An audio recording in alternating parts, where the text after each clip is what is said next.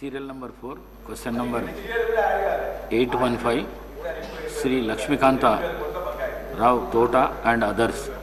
Incentive to women entrepreneurs. Minister for Industries and Commerce. అధ్యక్ష,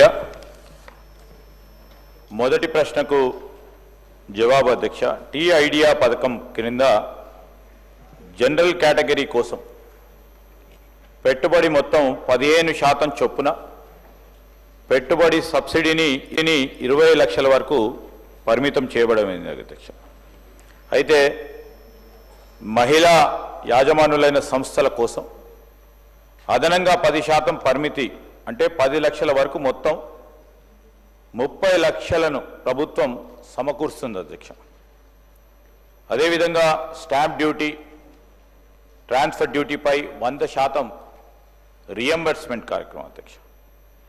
పారిశ్రామిక ఎస్టేట్లు, పారిశ్రామిక పార్కులో భూమి ధరలో 25% రాయితీని అంటే 10 లక్షల వరకు పరిమితం చేయబడుతుంది అధ్యక్ష. పారిశ్రామిక వినియోగం కోసం 25% భూ మార్పిడి ఛార్జీలను 10 లక్షల వరకు పరిమితం చేయబడటం అధ్యక్ష. దాంతోపాటు ఒక యూనిట్కి రూపాయి చొప్పున నిర్ణీత విద్యుత్ సంబంధించిన రియంబర్స్మెంట్ చేయడం జరుగుతుంది అధ్యక్ష. నికర రాష్ట్ర వస్తువులు అదేవిధంగా సేవల పన్నుపై జిఎస్టీ, ఎస్జిఎస్టీ 100% రియంబర్స్మెంట్ చేయడం జరుగుతుంది అధ్యక్ష.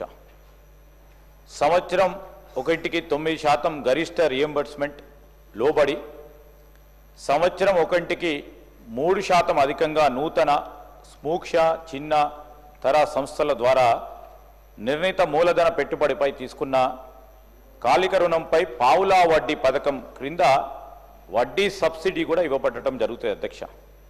అదేవిధంగా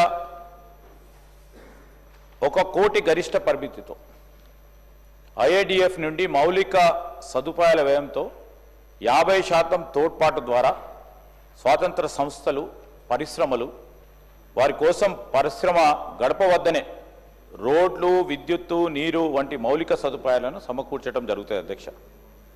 ఇది దాంతోపాటు మరి టీ ప్రైడ్ కింద ప్రభుత్వం కింది వాటిని కూడా అదనంగా కూడా సమకూర్చడం జరుగుతుంది అధ్యక్ష. 75 లక్షల గరిష్ట మొత్తానికి లోబడి